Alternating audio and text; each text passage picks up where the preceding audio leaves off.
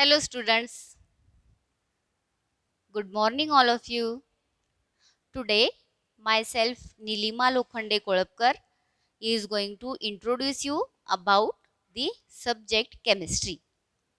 Dear students, in some last lectures, we have said that chemistry it is a subject which is subdivided into number of branches, that is organic chemistry, inorganic chemistry, physical chemistry, and analytical chemistry. इंट्रोडक्शनच्या काही लेक्चर्समध्ये आम्ही तुम्हाला केमिस्ट्रीच्या branches आणि त्यांच्या डेफिनेशनबद्दल सांगितलेलं होतं.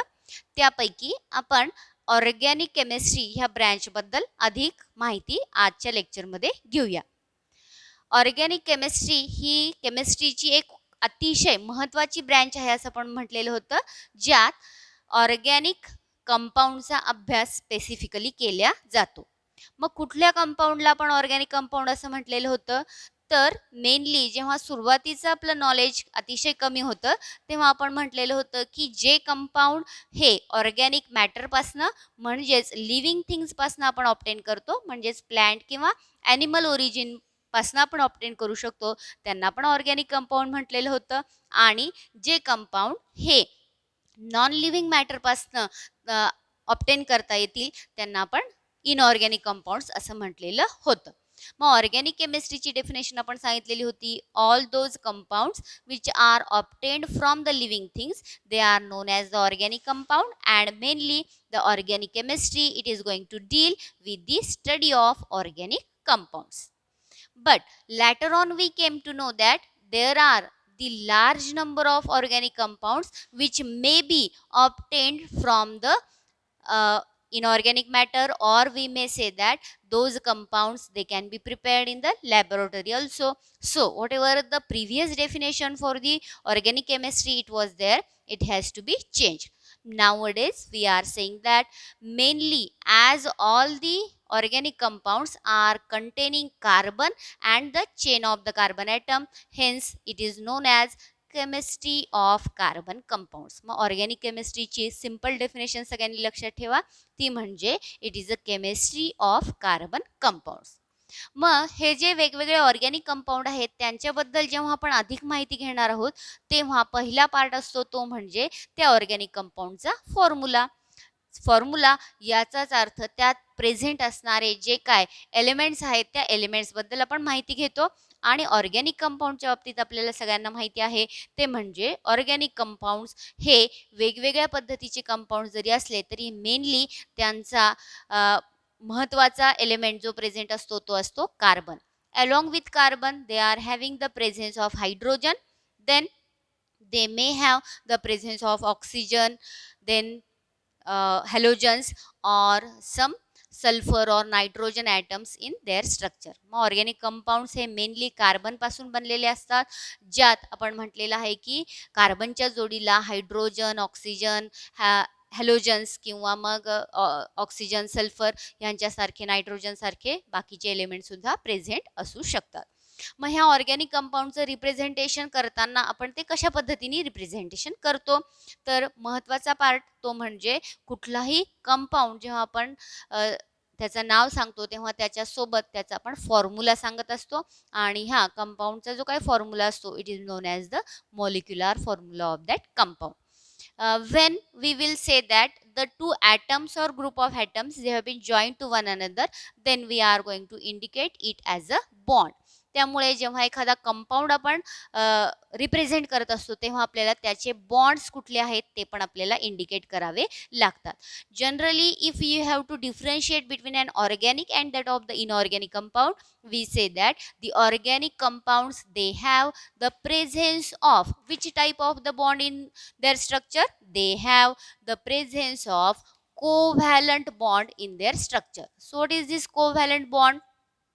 First thing, I am saying that there is a bond between carbon and that of the hydrogen. So bond is nothing but an electron pair. Bond म्हणजे काय असते? It is a pair of electron, and in case of the organic compounds it is a covalent bond. It means that it is a shared pair of electron. Shared pair of electron, that is the covalent bond. When the representation of the organic compound, it will be done by the number of ways. Then here we have to see the three different ways to represent any organic compound. मग एखादा organic compound तुम्हाला represent करायचा असेल तर तो तीन वेगवेगळ्या पद्धतीने आपल्याला रिप्रेझेंट करता येतो. What are these three different ways to represent the organic compound? Here the first way to represent any organic compound, that is the Levy structure. पहिला टाईप आहे तो म्हणजे एखादा ऑर्गॅनिक कंपाऊंड रिप्रेझेंट करताना आपण त्याचं काढणार लेवी स्ट्रक्चर. काय असतं हे Lewis structure? In the Lewis structure either you will show the bond between any two atom or group of atom with the dots, or you will simply write down a bond, that is a line, solid line to show the bond between them. For example, असं आपण गृहीत धरूया, I am taking the example of the butane. इथे मी example घेतलेलं आहे ब्युटेनचं. We all know that butane, it is the example of an alkane having how many carbon atom in its structure? It is having the presence of 4 carbon atom in its structure. मग ह्या carbon bond form होताना इथे 2 dot मी indicate केलेले आहेत, ज्यात आपण सांगितलेलं आहे की 4 कार्बन एकमेकांना ह्या पद्धतीने जोडल्या गेलेले आहेत. Sometimes the different atoms, if they are there, then either you may draw 2 dots only in between the 2 atoms. कार्बनचा item हा पण डॉटनी, हायड्रोजनचा ॲटम हा पण डॉटने दाखवला जातो, किंवा कधी कधी कार्बनचा ॲटम डॉटने दाखवला असेल तर दुसरा ॲटम हा क्रॉसने सुद्धा इंडिकेट केला जातो. So sometimes the different type of the ways they have been represented. मग त्यापैकी जनरली आपण प्रत्येक इलेक्ट्रॉन हा डॉटने जर इंडिकेट केला तर 2 ॲटम जेव्हा एकमेकांना जोडले जातात तेव्हा ते ह्या पद्धतीने रिप्रेझेंट करू शकतो. मग आता हे 2 इलेक्ट्रॉन रिप्रेझेंट करणं बऱ्याच वेळा आपल्याला अवघड जातं, त्यामुळे मग अशी एक सिंपल लाईन सुद्धा आपण रिप्रेझेंट करू शकतो. So this is the Lewis structure which is also known as the dot formula or cross dot formula, अशा पद्धतीने आपण त्याला इंडिकेट करू शकतो. So this is the representation of the organic compound in a one way. Either simply we may write down the bond between them. मग त्यांच्यामधला bond हा अशा पद्धतीने आपण रिप्रेझेंट करून ते इंडिकेट करू शकतो, आणि हे सिंपल स्ट्रक्चर आपण सांगू शकतो कुठल्याही कंपाऊंडचं, ज्यालाच आपण लेवी स्ट्रक्चर असंही म्हणू शकतो. Instead of this, sometimes when the structure is somewhat big, then the another way to represent the structure, it is known as the condensed formula. मग दुसऱ्या एक पद्धतीचा फॉर्म्युला आपण फार कन्व्हिनियंटली आजकाल वापरतो, त्याला आपण म्हणतो कुठला formula? Condensed formula. What is done in the condensed formula? We are going to condense the number of atoms which has been repeated. मग ॲटम किंवा ग्रुप ऑफ ॲटम जर एकापेक्षा जास्त वेळा रिपीट झालेले असतील तर ते रिपीटेडली लिहिण्यापेक्षा आपण काय करतो? We are going to condense it and the subscript form it will indicate how many times it has been repeated. For example, जसं की ह्या ब्युटेनच्या स्ट्रक्चरमध्ये 2च एलिमेंट आहेत, एक म्हणजे कार्बन आणि दुसरा म्हणजे हायड्रोजन. कार्बन किती वेळा रिपीट झालेला आहे? 4 वेळा रिपीट झालेला आहे, आणि हायड्रोजन किती वेळा रिपीट झालेला आहे? 10 वेळा रिपीट झालेला आहे. So here C4H10 it will be a way to represent the butane. Sometimes instead of it we may write down the formula in this way, that is CH3 CH2 CH2 CH3. What does this indicate? हा formula काय indicate करतो?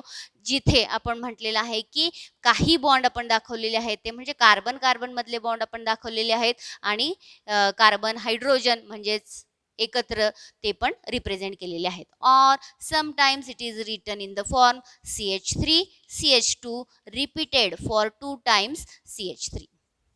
Okay. So like this also we may represent it, किंवा मग इथे CH3 repeated for 2 times असं करून लिहिलं तरी चालू शकतं. So there are number of ways to represent the condense formula of the compound. मग कंपाऊंडचा कम्प्लिटली कंडेन्स फॉर्म्युला पण तुम्ही लिहू शकता, किंवा त्याचा पार्टली कंडेन्स फॉर्म्युला सुद्धा आपण लिहू शकतो. We will take one more example to represent the condense formula. इथे आपण अजून एक एक्झाम्पल घेऊया. समजा कंपाऊंड दिलेला आहे इथाईल अल्कोहोल. कंपाऊंड दिलेला आहे इथाईल अल्कोहोल. तर त्या इथाईल अल्कोहोलचा कंडेन्स फॉर्म्युला आपण लिहूया. Actually, the structure of ethyl alcohol I will show you first, where there are 5 carbon hydrogen bonds, 1 carbon oxygen, and oxygen hydrogen bond is there. In order to represent the condensed formula for this ethyl alcohol, I will write it like this: C2H6O. C2H6O. सगळे carbon, सगळे hydrogen आणि oxygen मी एकत्रित लिहिलेले आहेत. This is one way to represent the condense formula. Or sometimes more conveniently we may write down the formula as C2H5OH, because here ह्या C2H6O या फॉर्म्युल्यामध्ये त्याचा functional group आपल्याला आयडेंटिफाय करता येणार नाही, आणि त्यामुळे फंक्शनल ग्रुप वेगळा इंडिकेट करून सुद्धा बऱ्याच वेळा ह्या पद्धतीने हा कंडेन्स फॉर्म्युला लिहिल्या जाऊ शकतो. So we will see some more examples of the condense formula and one more type of the formula known as bond line formula in the next lecture.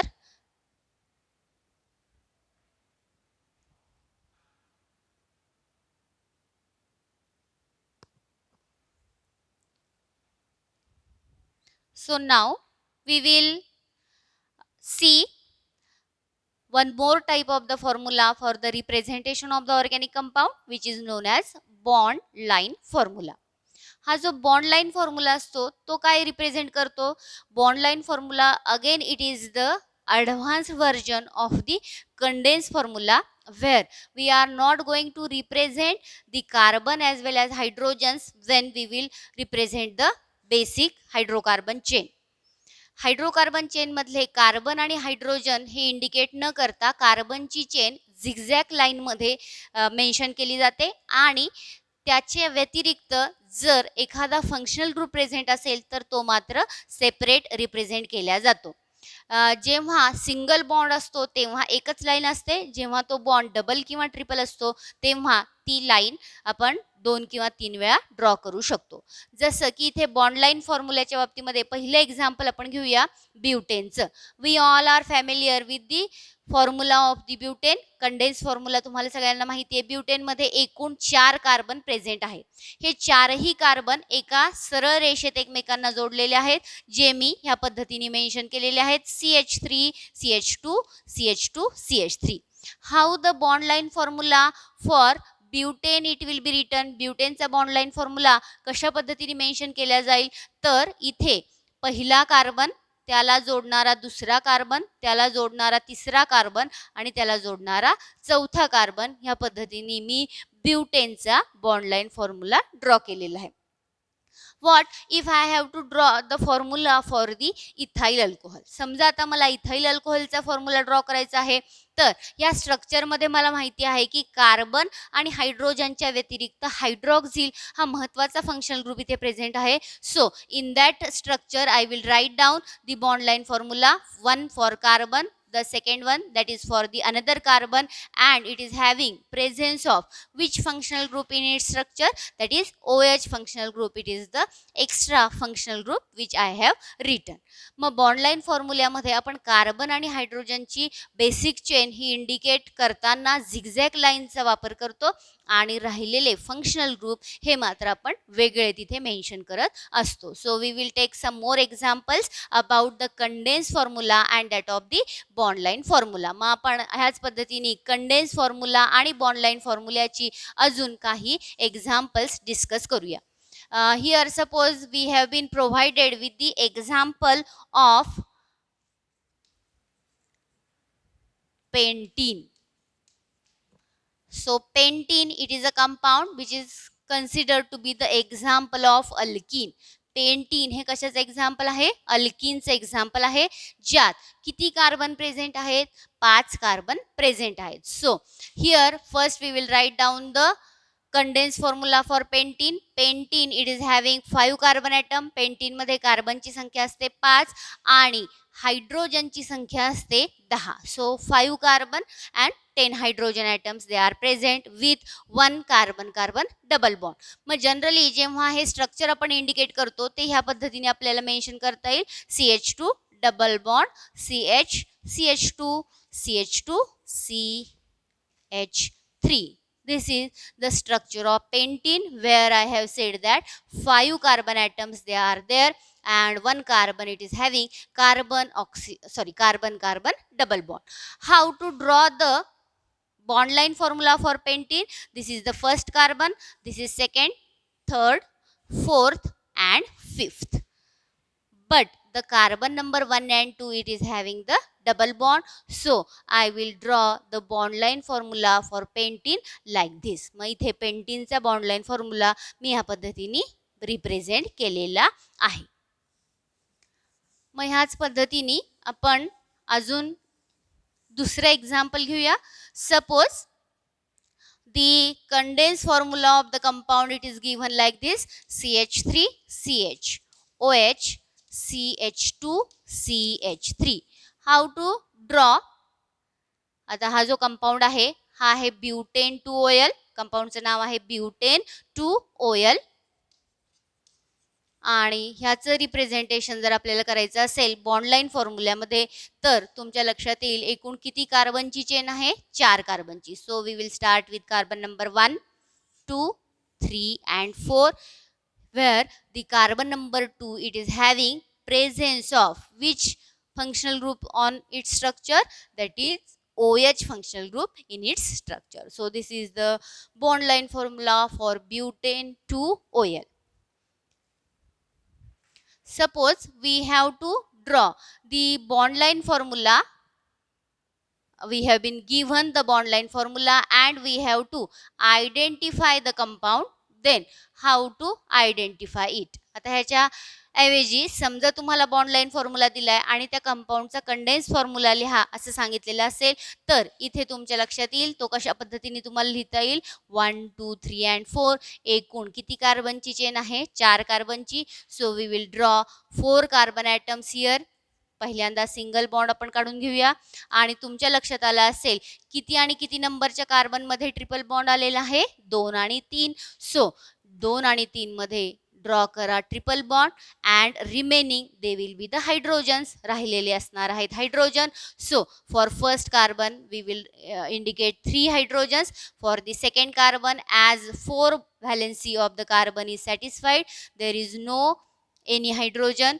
For the second and third carbon, for the fourth carbon we have to attach 3 hydrogen atoms. Okay, so this was all about the bond line formula. मग इथे दोन महत्त्वाचे फॉर्म्युले आहेत, एक म्हणजे condense formula आणि दुसरा म्हणजे बॉन्ड लाईन फॉर्म्युला. अजून काही एक्झाम्पल्स तुम्ही घरी सोडून बघू शकता आणि राहिलेला काही जर अडचणी असतील तर मला गुगल मीटमध्ये त्या डाऊट सॉल्विंग सेशनमध्ये आपण डिस्कस करूया. So we will stop here. Till then, thank you.